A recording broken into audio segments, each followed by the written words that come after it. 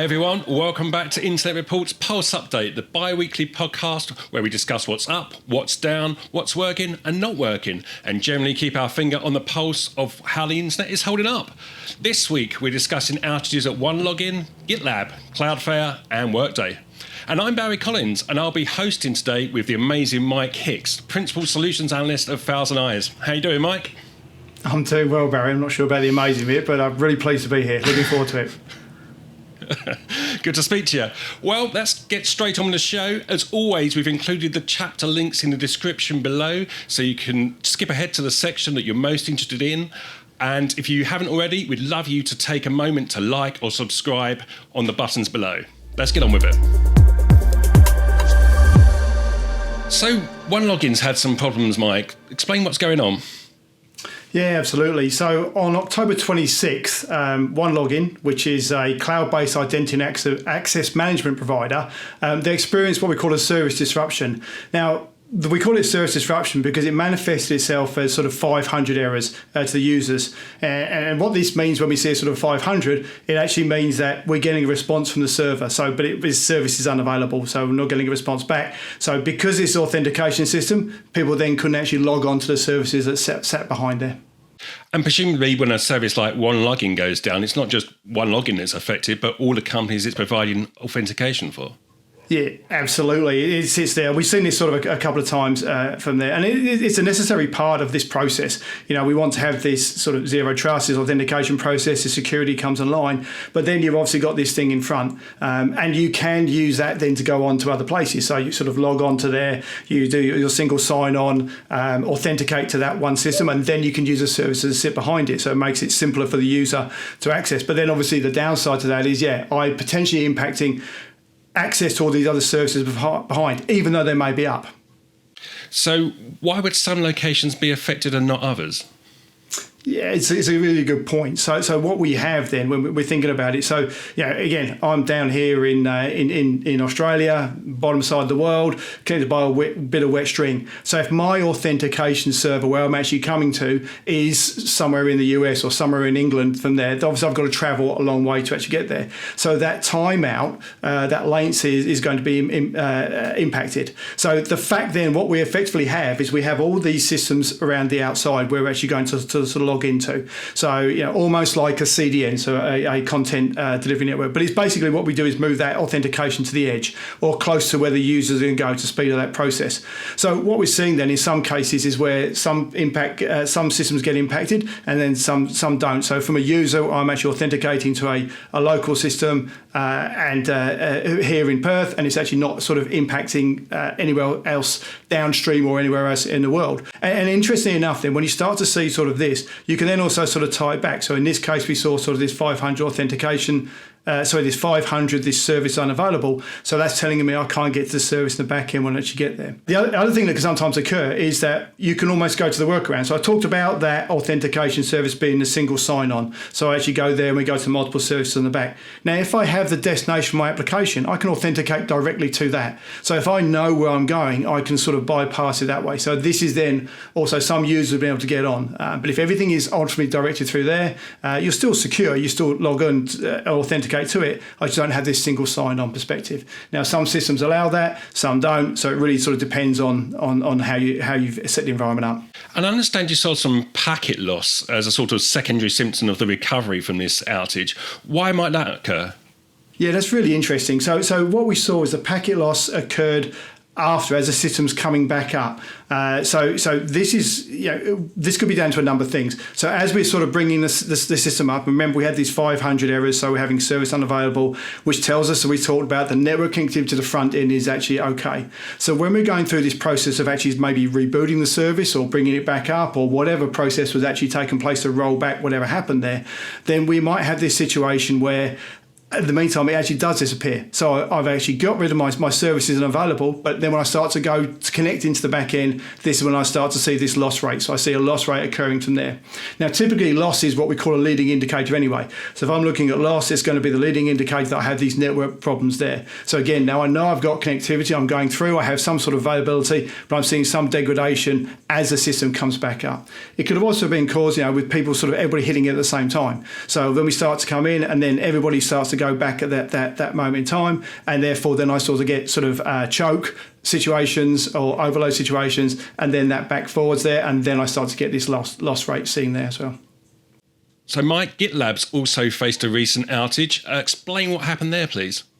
Yeah, another really interesting one there. So and what we're looking at here is something sort of within the back end. So it was on October the 30th, GitLab, they were affected by availability issues, and we're sort of quite specific about availability issues. So this went on for like almost 3 hours, and what it transpired was it's actually due to an increased load on the underlying database infrastructure. So what we have is the front end, the front door, as it were, for the application, and sort of residing behind the microservices. Then you have sort of the databases there where the repositories are put, where we got there.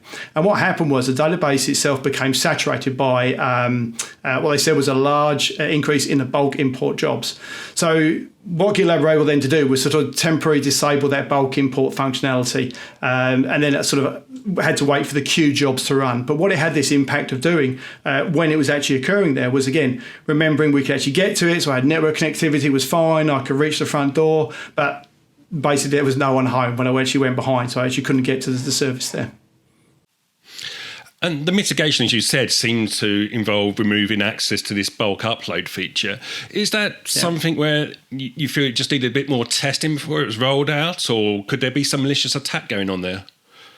Yeah, it's. I mean, we'd probably avoid the malicious attack because, again, we were talking about stuff in the back end there. So, normally that's going to occur when we sort of hit the front end. So, think of things like DDoS attacks where we sort of deny that service coming into the front. As to whether more testing, I suspect they actually did it. But what often happens is you get these situations of, what we refer to sometimes in podcasts as the perfect storm, sort of things coming together. I mean, a few years ago, GitLab had an issue where they had another problem with the database where something sort of it physically disappeared. But there's the situation that can occur when you're doing this. You can't necessarily test for every scenario. So what you do, basically, you test to the assertion. Now, what you need to be able to do is you need to be able to identify when something does go wrong as quickly as you can. So, if I can test that whole transaction, and when I'm talking about transaction, I'm talking about actioning a whole process. So, logging onto the system, not just making sure the front door's up and someone answers it, but someone answers it, and therefore then I can get into the back end. Now, if I understand those dependencies and those processes in there, then and obviously I have my testing that goes on, but I have this proactive perspective of what's occurring there. So then if I start to see at any one, if I think of that service delivery chain as sort of breaking into components, I get to the front door, someone answers it, those are two separate functions, then I can actually get into that back-end database. That's a third function there.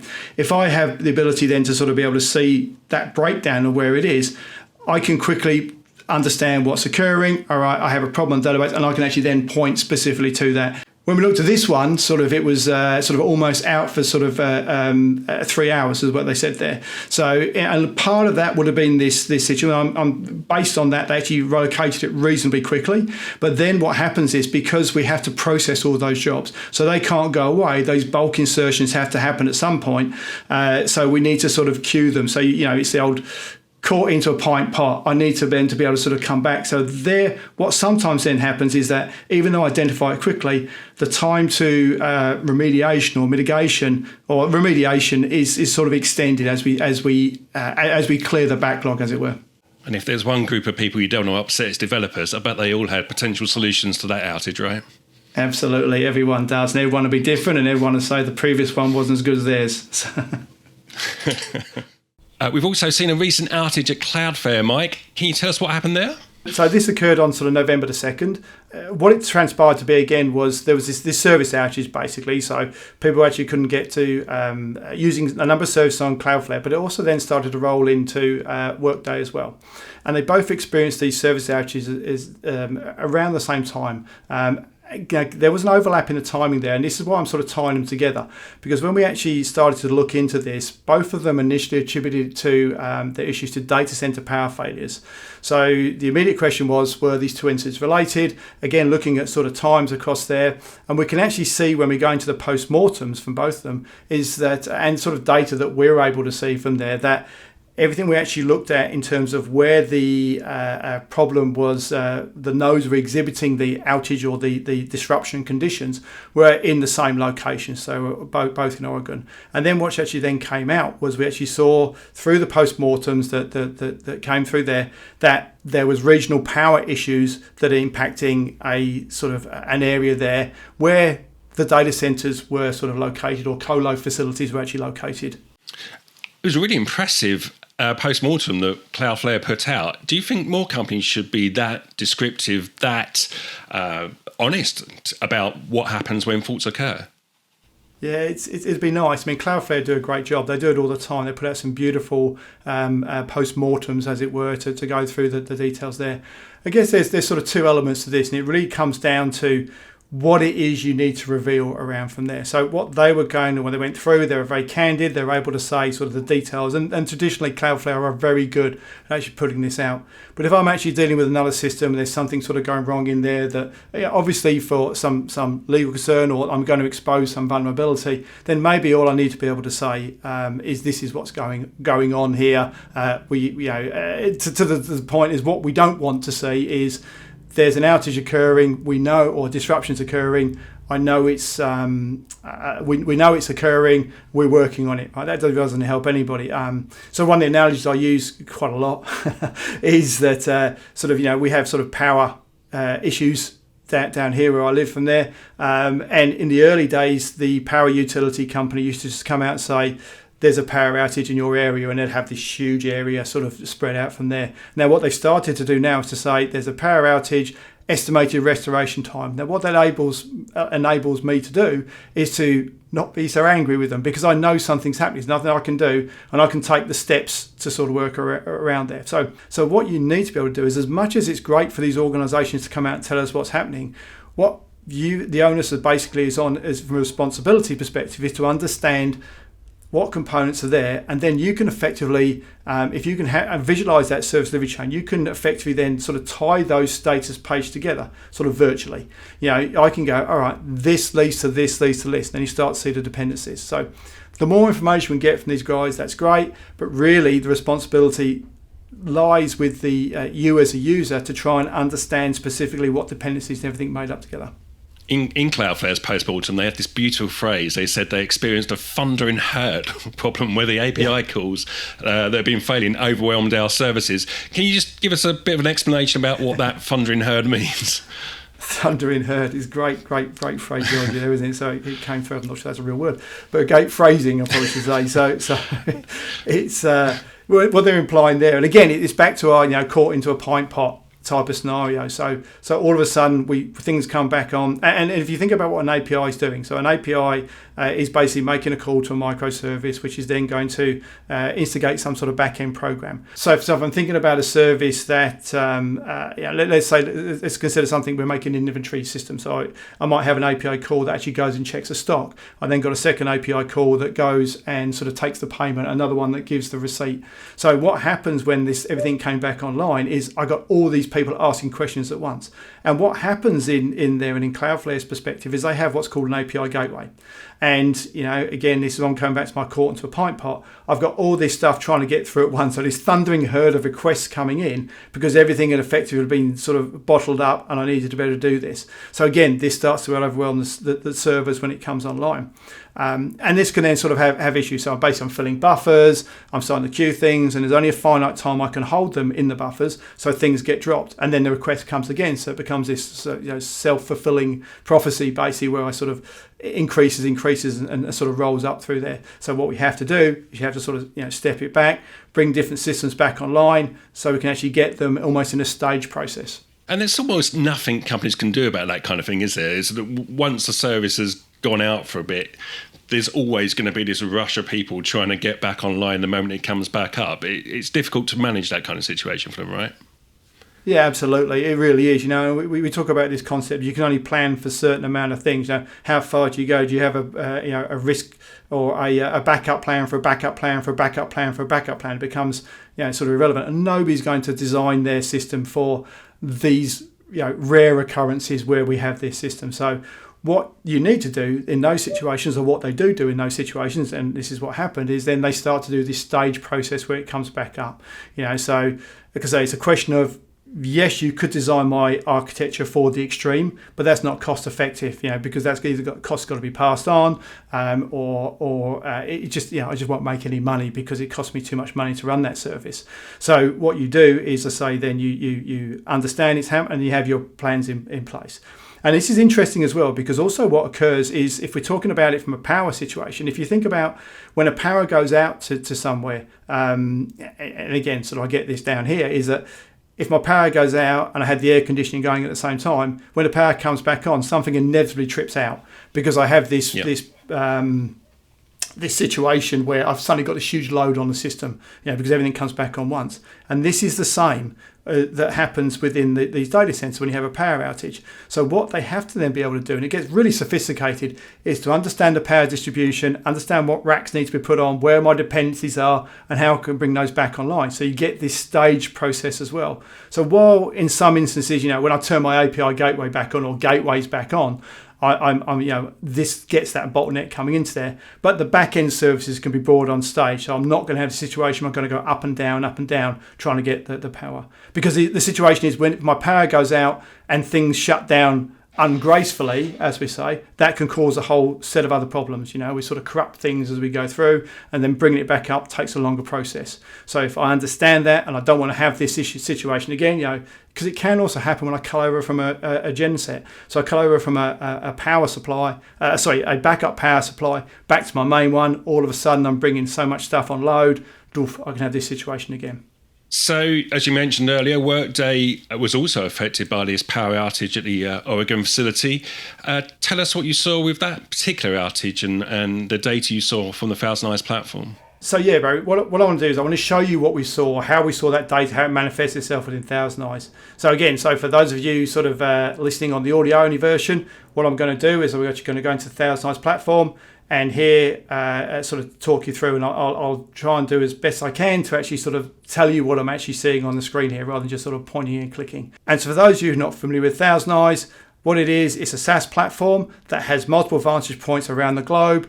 And therefore, by actually taking these synthetic tests, we're able to sort of put that data together to understand situations like this, where we can actually see what's happening and where the performance degradation or the outage is actually occurring from there.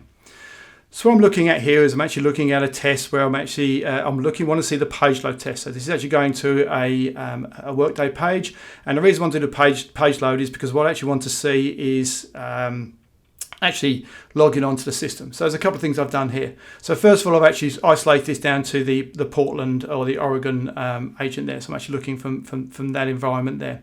And then what we can see here is I'm looking at HTTP. So what I want to see there is I actually want to see what it occurs at that, if you talk about that layer 4. And I can see straight away where my outage occurred. So I can actually start to see the degradation there. So that's unavailable at that moment in time. But what really gets kind of cool then is we actually start to look and see what happened then from a page load perspective. And when we're looking at a page load, what we're talking about here is we're talking about sort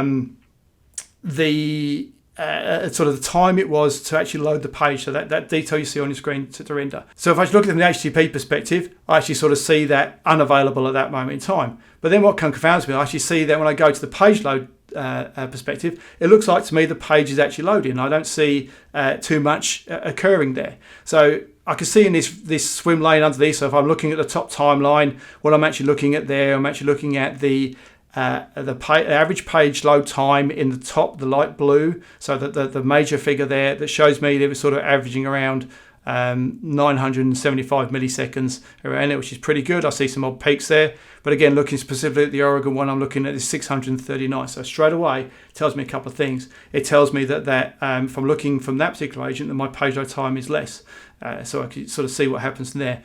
But again, remember, I've said I've got unavailability, but what I'm actually doing is I'm seeing the page. So to actually then see what's occurring, if I'm actually looking at this from within the system itself, so what I've done now, I've gone in to look at what we call a waterfall diagram. So from here, what I can actually start to see is I can actually see sort of how that page actually built. And interestingly enough, when I start to see, so I see my login occurring here, And what I actually then see, so the top of the page there, I see the login occurring, and then I'm actually doing what's called a redirect. So in HTTP 302, I see a redirect from there, I see all those types. But then it looks like it's loading a page. But if I actually come down, what I actually see there is I'm seeing static information. So my domain has changed. I'm actually going to static community there, at Workday. And if I actually come down to the bottom there, what I actually see right down the bottom somewhere is this little tools icon here. And if I was actually click on that and show me that shows me the spanner. So that's a splash screen that was actually coming up during that time. So straight away, if I'm actually looking at that tells me, okay, this is why I was unavailable, because the system itself was unavailable, but I redirected to another location, which was basically giving me a test card. So look and see what was on there. So static content. Now, just to contrast that, if I actually go back before the outage occurred, what I actually see here is this is completely different. So this is going for a login process. So interestingly here, I actually see a 307. Now, the difference between a 302 and a 307 is a 302 is still, both those are redirects. So anything to 300 is some sort of redirect. But a 307 is a temporary redirect. So I'm actually directing it to an available back-end system that's there. So this is a nice way of actually doing it so I can actually have flexibility in the back, so I'm not having these single points in there. So straight away I'm actually looking somewhere different. So I can see sort of the two redirects there, but then I start to load the page. I can see coming through there. But interestingly, what you look at here, the provider I'm seeing there is actually Cloudflare. So this is where I'm actually going into Cloudflare environment. In this case, the system was loading. Again, I'll just jump back in to show you that sort of contrast. So straight away here, I'm going to static. And now I'm actually looking at it, I'm looking specifically here, it's going to Amazon as the provider there. So these are my sort of two clues to tell me what's going on. The other thing interesting is that because they actually sort of did this during the outage situation, so when I was actually there, or the disruption situation, normally, remember we talked about when we were looking at it prior, we talked about the 500 errors. So again, I told you that was indication that was some sort of back-end system problem because because I was actually getting a response from the server. So 500 server-side status code would come back and tell me some sort of message, i.e. the service is unavailable, it's a bad gateway, or whatever it is from down here.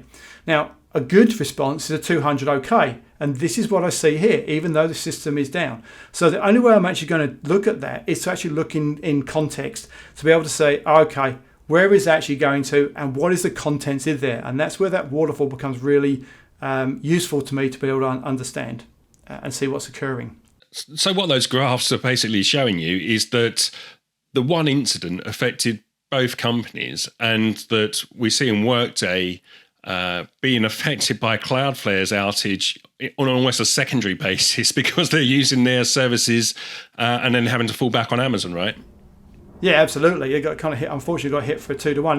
Now, you can sort of build in his redundancy, but the way things are architected around it, and they do have redundant features. So everybody builds in his redundancy in the environment. So a lot of effort goes into architecting these. But in some ways, when you're trying to build it and you have these systems, you inevitably, from an application perspective, have essentially these points where they become these single aggregation points. And unfortunately, these guys had this situation where they appeared to sort of coincide. So you say got hit for a 2-for-1. And we always regard the internet as this sort of great infallible mass of redundant systems. But here we've got a case where one outage at one location in Oregon has caused disruption to two big companies here, possibly more. Sometimes the internet's not quite as infallible as we think, is it, Mike? Yeah, there's a good point. I mean, the internet is this sort of this multifaceted beast that's put together. The one thing I will say is we're talking here specifically, and it's interesting because we roll both things together. But what we're also talking about here is an application issue. And like I said, when I'm actually starting to host that, I because of even for doing high availability architecture, there's instances where I'm going to have single dependencies or dependencies that I'm not aware of that need to that become these single aggregation points around there. If I'm thinking of that from the network connectivity, it's pretty resilient. It appears to be, what it was originally designed for and how it's put together. And if you think about the many autonomous systems that all make up this internet connectivity and these peering relationship as we pass stuff around there, there's sort of thousands or hundreds of thousands of dynamic paths that I can sort of take. Obviously, if I start to come back to my local point, this is where I have this aggregation. So if I have a local last mile issue, we've seen in the past where there's these situations where fibres have been cut, which are sort of taken down a particular local area. and sort of that impacts one particular region. And then, but if I'm actually thinking I'm starting to go into my transit providers, I'm going into my network backbone as itself there, then potentially, because of the way the peering works, I can sort of route around it dynamically, and this is what it's designed to do. Where that sort of comes back, as I said, is where we're going to have these single aggregation points, or these points of single dependencies, or the is critical to do, and how they manifest themselves is kind of interesting as well. We have an outage, it's down, I can't get connectivity, there's a network issue, I can see that quite clearly. Like I said, it might dynamically route around there. What happens when I have these situations as we had here is that everything appears to be working. I can get to the front door. In some instances, I can load a screen. Some are very good, like Workday, which will tell me there's an error going on, there's a problem here, we're working on it, or whatever the maintenance screen actually said when it came up there. It also, when these occur at these single dependency points, it also seems to have a larger impact zone, a larger footprint, as it were, because lots of people are sort of relying on it.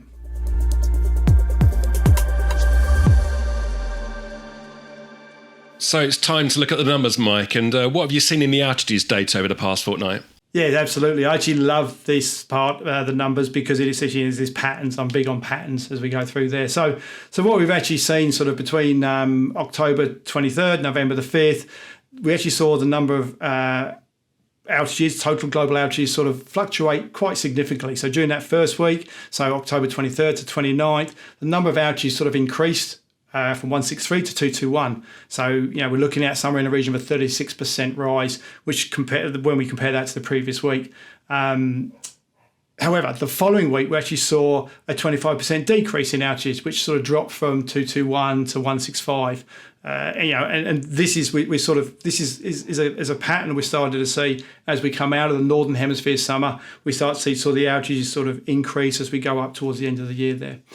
And if we looked at that from then the US perspective, we sort of saw similar patterns, where they rose initially from 75 to 103 during that October 23rd to 29th. Again, very similar, because it was a 37% increase. But again, the following week, the outages decreased, sort of 103 to 84, which is an 18% drop from the previous week. Outages tend to increase at this time of year once the Northern Hemisphere comes out of summer. Why is that, Mike? Yeah, it's an interesting point. It's a pattern we've seen sort of year over year. We see these, it sort of decreases or we see a lower level at the start of the year, sort of January, as we're coming out of the holiday period. It rises up to the summer, then it sort of drops down again, and then again as we come out of the summer, as we're seeing now, we see these number of outages actually rise. Now, when we're thinking about an outage, we're thinking about it as this 100% packet loss. So we'll see that talked about loss being a leading indicator. That's what we're actually doing to sort of see this. To see the outages there. Now, if I then isolate those further, we can look at those from a regional perspective. What I actually see when I go in to look at those, I can actually isolate them down to time of day. And when we look at the outages that are occurring in these, let's call them these peak periods, these off-season periods, so these off-holiday periods, what we actually be able to do is we're able to, in some cases, we can actually tie these down directly to maintenance events. So scheduled maintenance that comes out from a provider will actually sort of document it, and they'll say it's going to hit it. And they'll normally do that if they think the change they're going to make is going to have a noticeable impact and potentially be a customer impact or user impacting from there. So they'll announce it, and we can sort of tie those two together there. But what we then can see is we can take from that and we can use that pattern to identify these other ones. So what we're saying there is they do occur outside of a business hours from a region perspective. So if I'm looking at something that's occurring within the Southern Hemisphere down here, it will occur outside the 9 to 5 bit. And they typically occur sort of 1 or 2 in the morning, local time, relevant to where they are there. And what that then tells us, and they occur on the hour, right? So you see a change window is put in and we can sort of see those.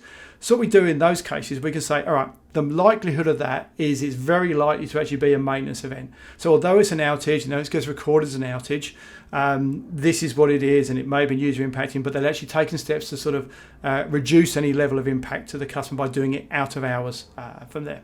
And then the resilience we have in the internet as well. But the next part to that then is why are we starting to see these numbers increase? So we're saying, if I think about these holiday periods, we're now relying on the internet as the backbone for not just our social life, not just to stream to soccer or to sort of stream movies down there, but businesses are relying on the internet. So it is all our applications and SaaS across from there. So what you don't want to do is you don't want to do during these periods of time, you don't want to have to be out sort of fixing it because things are relying on it. So, sort of e-commerce, all this stuff is relying on this internet and there. So I almost get to this situation where I want to do no harm during this period of time. So therefore, I want to do all my work off season, as it were. So this is then why we start to see these patterns and then why we see the drop off again. So over the summer period, although people may be on vacation or starting to do that, again, I don't want to be able to sort of doing this where I'm going to cause mass disruption during this period of time. So I have to, I want to go into this period where, like I say, I'm doing this do no harm. You sort of see similar things occurring as we sort of get into key days. So just down here in Australia recently, we've had the Melbourne Cup. There's a software freeze that goes on down here. So the Melbourne Cup is a horse race that goes on there. You see a software freeze for a lot of some organisations there because this is their biggest day of the year. They don't want to have to sort of do changes. And it's the same for my my provider. Now, I'm still going to have these glitches that take place. I'm still going to have network outages that occur during this period. But typically when we actually look at those, they're of a shorter duration and they tend to be, you can see, sort of automated restoration. Obviously, you still get the major ones, and this is where we need that visibility, but you're going to get these little automated ones that occur. You can sort of see these blips occurring during the time. So really, it's a very long story to say this is why I believe that the outages sort of start to increase outside these holiday periods. I love the fact you blamed a horse race for increasing internet outages. I think that's a highlight of my week. Absolutely. You've got to love a country that stops for a horse race. Well, it's been great speaking to you, Mike, and that's our show for this week. Please like and subscribe because we really appreciate it. And not only does it ensure that you get a notification for each new show, but it also helps us shape the content of the show. You can follow us on X at ThousandEyes or send us your questions or feedback to internetreport@thousandeyes.com. Until next time, goodbye.